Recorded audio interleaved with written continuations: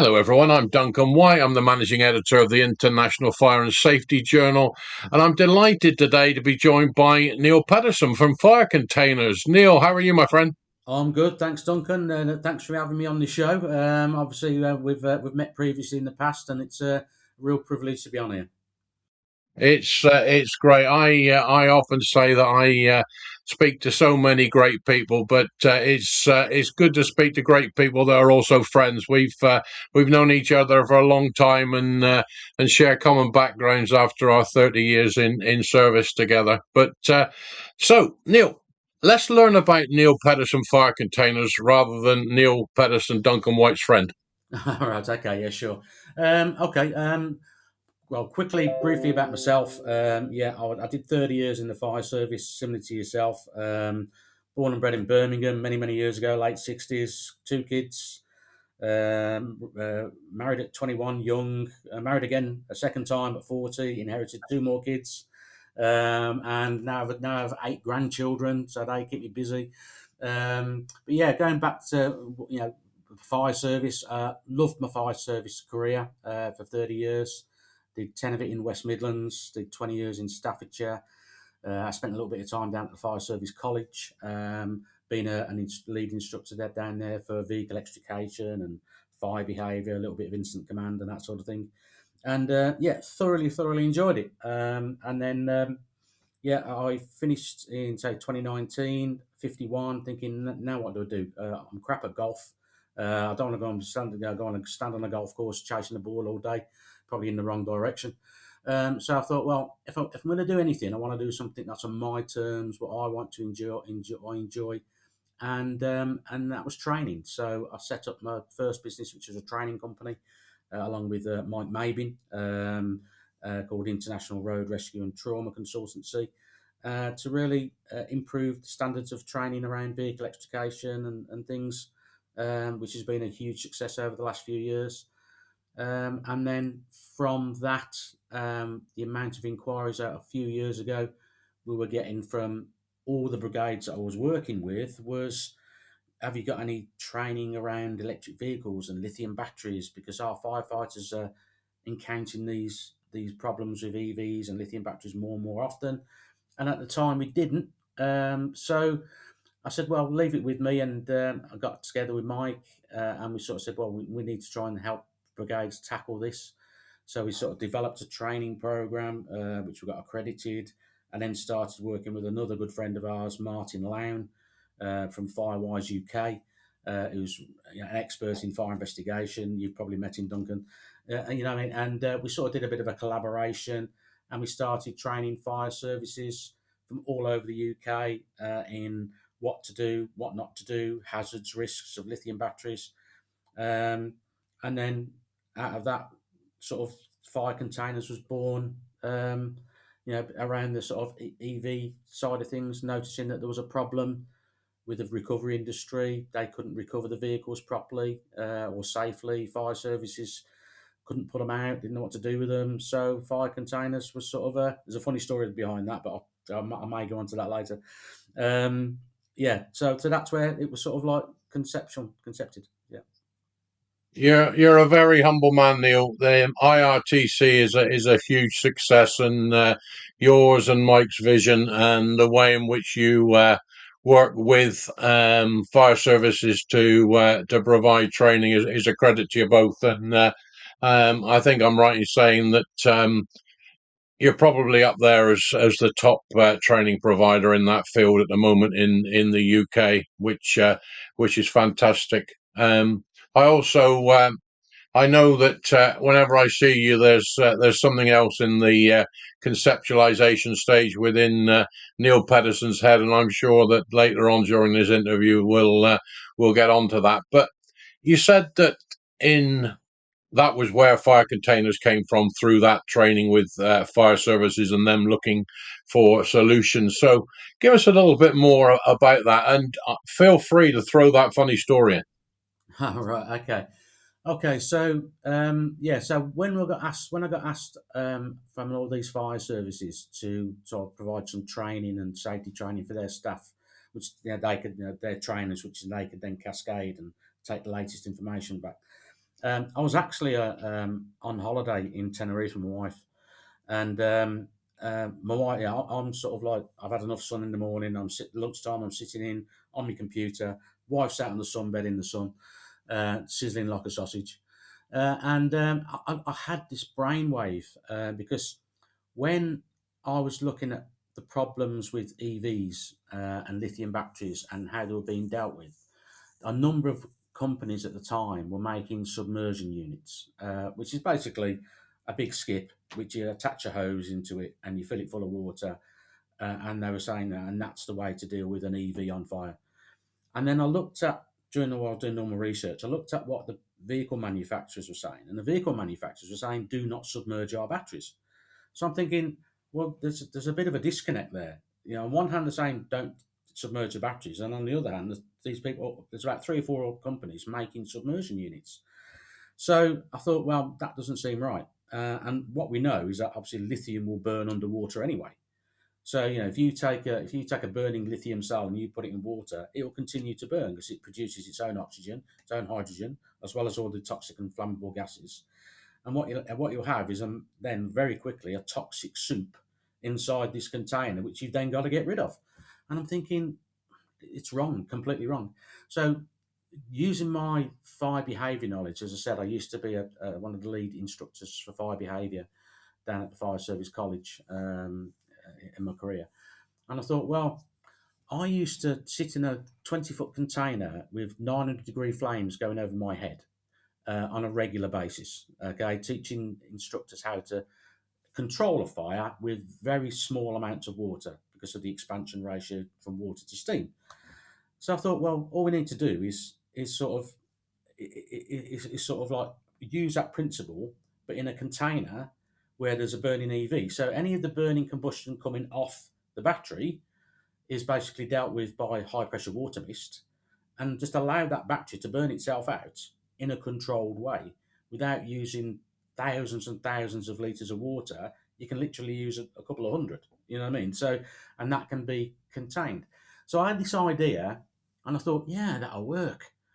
So I then went out to my wife who was outside. Obviously, took her a drink. You know what I mean? To try and sweeten her up. And I said, I've had this idea. And she said, "Oh, what is it now?" Yeah, hence and now. So I'm always having ideas. And I told her about what I was thinking, and she said, well, "What do you want to do about it?" And I says, "Well, you know, all our savings, our life savings and pension money that we've got sitting in the bank. I might need to spend some of it." And she said, "How much?" And I went, "All of it, and then probably some more."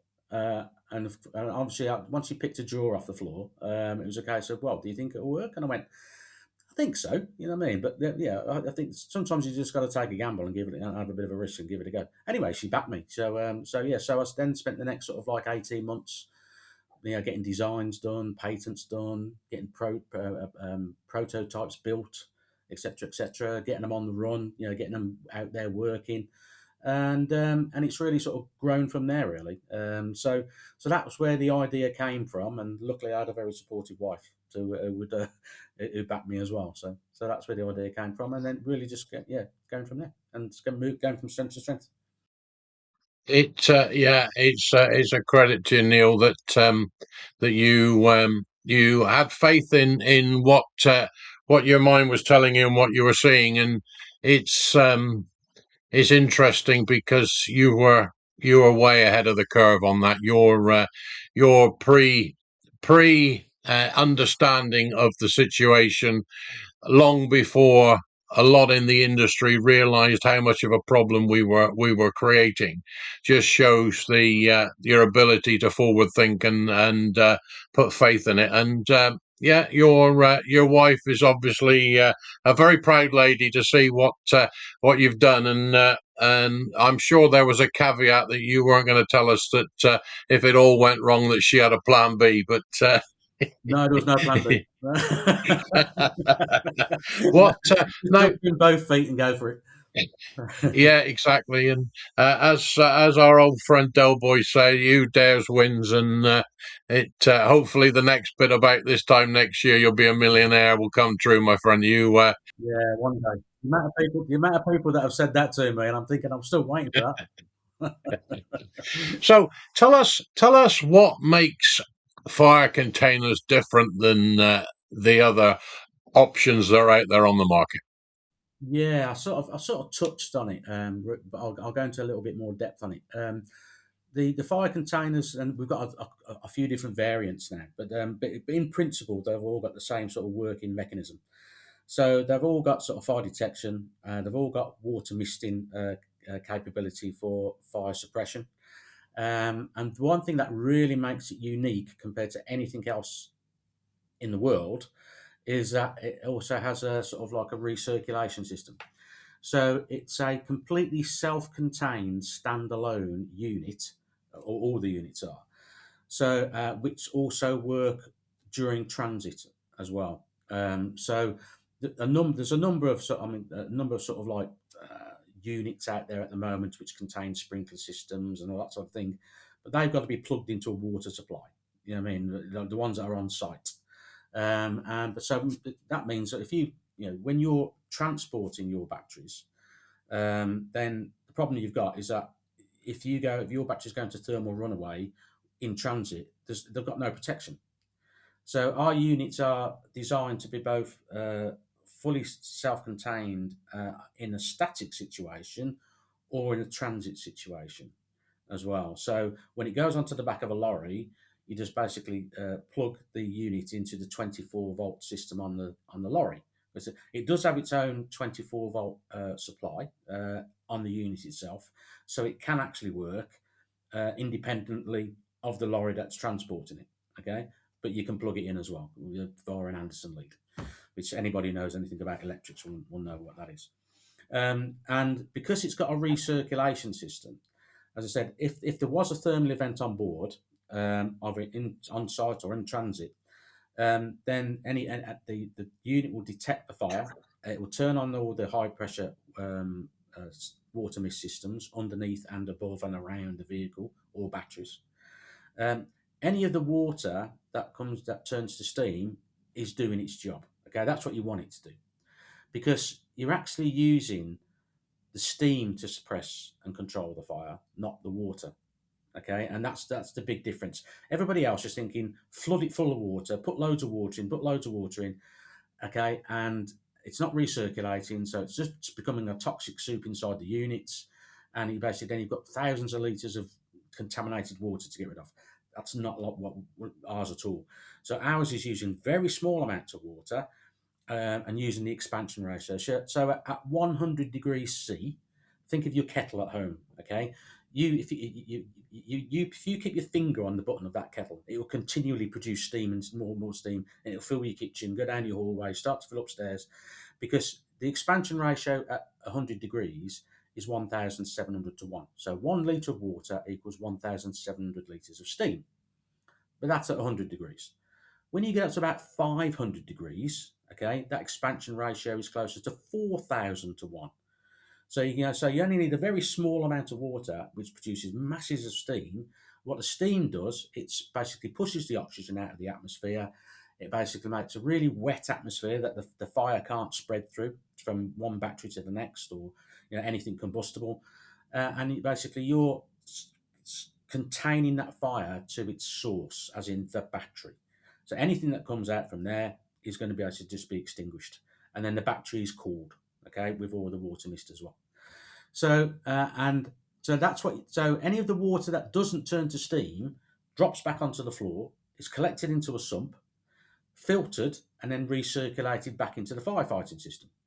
Okay, and that's what makes our units unique. Okay, there's no other system like it in the world. Okay, and we've got the patent on it as well. You know what I mean? That's why I've had to spend all my pension. I've go through patent lawyers and that sort of thing, and they're very expensive. Trust me. So that's what makes ours completely different. They're the only real standalone, self-contained system in the world. So that will actually, sort of like detect, suppress, contain, and cool on site or in transit. If that answers your question.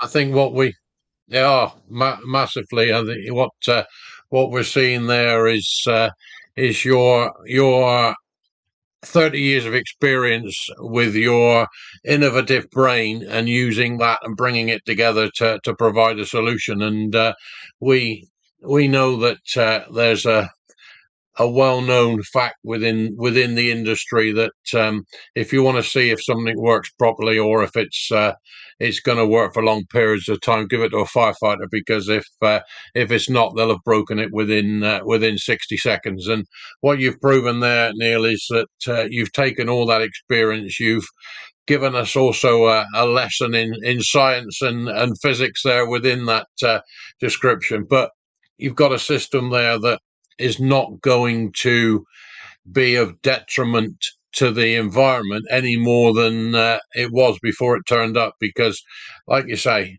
how often have we stood on the side of a carriageway and pumped hundreds of thousands of litres of water, either be it on a vehicle fire or a lorry on fire. And in the past, we didn't worry where the water went. It was back in the 80s and 90s. Water was free. Just keep using it. We have since gone through a huge learning cycle in respect of sustainability and environmental protection, and what you've produced there is just ticks all those boxes, and is certainly a credit to you, my friend. So, where do you see your units being used widely and coming into their own?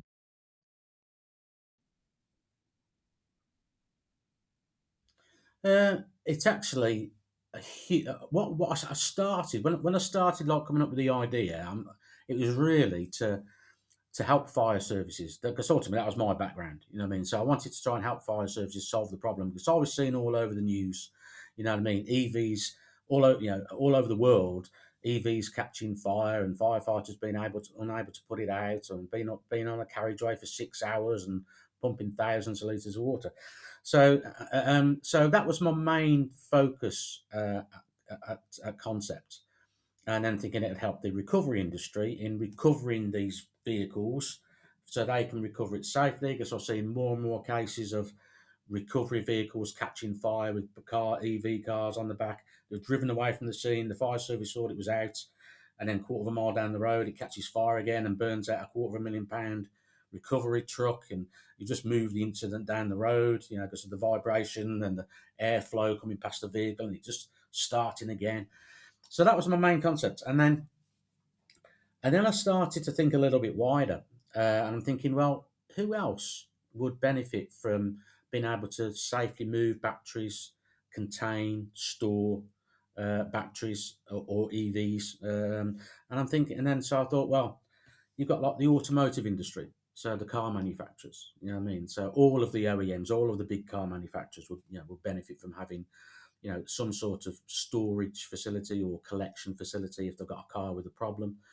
And then you've got vehicle workshops, where, I mean, we've actually been out to a number of vehicle workshops with our units, where EVs have caught fire, whilst the mechanics have been working on EVs. So we've got plenty of pictures of them as well. Some of the big car manufacturers have completely lost workshops, multi-million pound workshops, because of EV fires and battery fires, because they've been poorly stored. So that's another area, is like the automotive workshops. And then you think about battery recycling. They're moving damaged or end of life batteries all the time, and so they're batteries which they don't know the history of. They're old, they're worn, and thinking they're moving batteries to that recycling centre, and they're having fires. So there's the battery recycling industry that can benefit. And in fact, we're moving batteries already on a regular basis for one of the large UK battery recycling companies, and I'm talking to another two at the moment. Because we can safely put them batteries in our containers, knowing that when they're being moved up the M6 or up the M1 or around the M25, we're not, if something does go into a thermal event, it's going to be controlled and contained. You know what I mean? So they're starting to recognise that, and they're speaking to us. But then there's people like airports, where they take devices like laptops, phones, which are suspect from passengers. And well, where do they put them? And I know for a fact from visiting a number of airports, they have sort of like a bit like a fire behaviour container down the bottom of the runway. And I've actually been and seen and said, "Well, show me." And you won't go in there, and there's laptops all over the floor and old phones, which have, the batteries expanded as it's got hot, and they don't know what to do with them, so they just put them down the bottom of the airfield in the fire container in the box, because they've got, so they haven't got a specific area. So yeah, so things like that, airports, and then you've got like ports, ferry companies. If you got to take a car from the Isle of a damaged EV from the Isle of Man to the UK mainland, they're really worried about it's a damaged EV. It's on a ferry. There's 200 people on board. If that goes into thermal runaway halfway across, you can imagine what would happen there. So they're sort of like really trying to solve that problem. So our units can be used for that, to basically to put an EV into it, to safely transport it by sea. It really, it is endless on where these units can benefit people, because anywhere where there's lithium batteries, anywhere where there's EVs, then these units can be of benefit in keeping those areas safe. I mean, everybody can think of a really big parcel company who we have lots of parcels from. I'm not going to sort of mention names, you know what I mean? But you can imagine, those super warehouses who have got, literally millions of parcels going through a day. It's a case of a damaged parcel comes into that site. So what do they do with it? You know what I mean? Maybe it's a laptop, or maybe it's a battery powered tool which has got a lithium battery in it. It's a damaged box. Do we know if that lithium battery's been damaged in that? And what do they do with it? They probably put it and take it in a room, put it in a room somewhere, damaged goods, with all the other damaged goods. You know what I mean? Now, if one of them lithium batteries has actually been damaged and then goes into thermal runaway, you've got the potential to lose a multi-million-pound facility, when all you need to do is basically take it outside and put it in a purpose-built container that will actually, detect if there's a fire. It will sound an alarm, and we've even got telemetry where we've built into the units now, where if it does go into alarm, it will send a message via an SMS message to the manager and say, "Unit number 3 has gone into alarm. You best go and check it out and get the fire service out." So all that technology is there to be built into the units to basically give early warning and indication, and ultimately keep people safe. And I was watching a video that happened in Poland only in January this year, and a company in Germany sent a pallet load of e-scooter batteries to a company in Poland for them to be repaired. And you can see the video on YouTube, you know what I mean? And, you actually see this pallet in this huge warehouse just sitting there, and all of a sudden a battery goes into thermal runaway. And within 13 minutes, this fire has got spread, and it's spreading out to all the neighbouring products, which led to a total loss event for an 11,000 square metre warehouse. You know what I mean? And it took 200 firefighters and 40 appliances to deal with that incident. And this is just from one pallet load of damaged batteries, which has been sent for repair. Now, what should have happened is that those damaged batteries should have been never stored in the warehouse in the first place. They should have been taken outside and stored separately.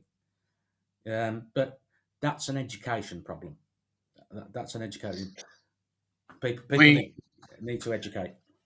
Exactly, and that's where the other side of Neil Pedersen Enterprises comes into its own, being able to provide that education in relation to the handling of both good and not so good EV batteries and lithium batteries, full stop. And it's interesting when early reports coming out of Glasgow is that the fire that's taken out a historic building there and ground the whole of Glasgow's transportation network by train to a halt for a third day appears to have been caused by lithium-ion batteries within vapes.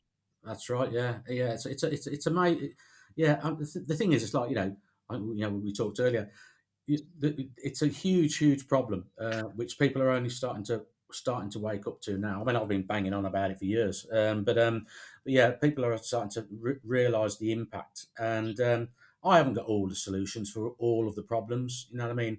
I don't know what the solution is for those people throwing lithium batteries into their household waste, and it ended up in a waste centre or being catching fire in a bin truck.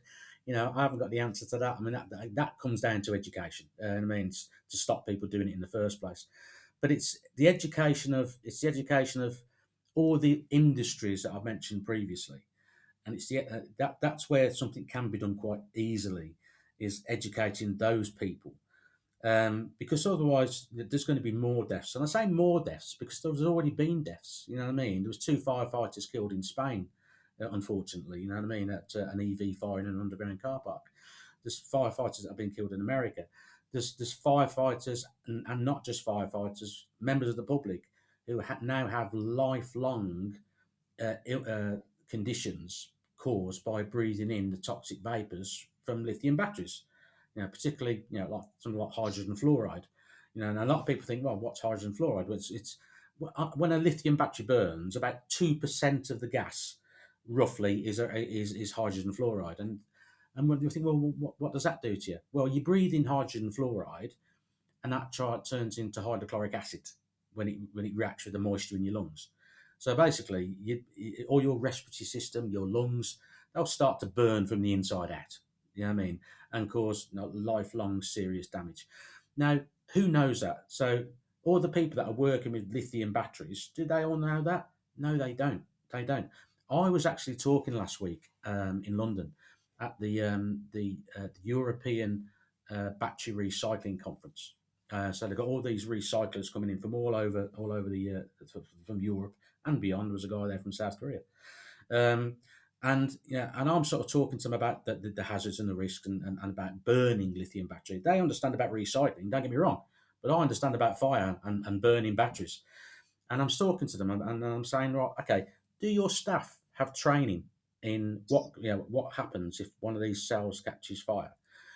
And yeah. Okay, so and I started to go, did they understand this, and this? No, because they don't go into depth like I do with the safety training. And I said, well, the thing is, I says, when you have an incident at your factory, at your site, at your warehouse, at your car workshop or wherever, I says, and somebody gets really badly injured or dies, there will be an inquiry, okay? And the inquiry will say, the judge will say, was it a potential known risk? And the answer is yes, it was, okay? Did you provide training of your staff about these risks? No. Okay, then that's a case of go to jail. Bye bye. Yeah, that's basically that's what will happen. Okay, and that is what it's going to take for more and more people to sit up and listen to think. If we don't train our staff in the safety around around batteries, and what happens in a fire, and people will go to jail. But worse than that, people will die. And that's what we want to try and stop. I mean, I still see videos all the time of lithium battery fires and members of staff running in with a portable extinguisher, the CO2 extinguisher, running in to try and put it out, which will have no effect at all. You know what I mean? Any handheld extinguisher is going to have no effect whatsoever. So, but they're running into these toxic gases to try and put a fire out, which they're not going to put it out. And all that time, they're breathing in these toxic gases, which potentially is going to give them long-term health effects. You know what I mean? So, education has got to be a key part in moving forward for the whole supply chain. Exactly, and as you say, it's that providing people with the knowledge and understanding of the risks to which they're working with, so they can act accordingly when something goes wrong. And those vital few seconds and the early minutes of their interaction is what's going to make the difference. And as you say, very often between life and death. And we've got to keep pushing this. And Neil, you've given us a fantastic oversight, not just of what fire containers do, but also a lesson in the way in which they react, the gases they produce, and the hazards that people are being exposed to on a daily basis. I am sure that this is going to be the first of many conversations that we have on this podcast, because it's so enlightening, and we've got a captive audience that listen across the various industries that link into the fire service, not just fire and rescue professionals who are going to benefit from this. And I was just thinking that not 10 miles from me, Agratas are building a gigafactory that's going to make 40 gigawatts of batteries power every year for Jaguar Land Rover. So that's an interesting one, and I'm sure before long that you'll be speaking with them in respect of how you can work with them to ensure that there's the safe movement of their products around the UK. But if you do pull that one off after my little plug there, then you know where I live, and you can just drop me a couple of those very nice bottles of red that you like buying. But yeah, Neil, it's a pleasure, my friend, and thank you for taking time out of your busy day to join us on the IFSJ podcast. And all that remains for me is to say is I'm Duncan White. I'm the managing editor of the International Fire and Safety Journal, and I've had the pleasure today to talk to Neil Pedersen, founder and CEO of Fire Containers. Thank you, Neil. Thank you very much, Duncan, and hopefully see you again soon. I look forward to it, my friend.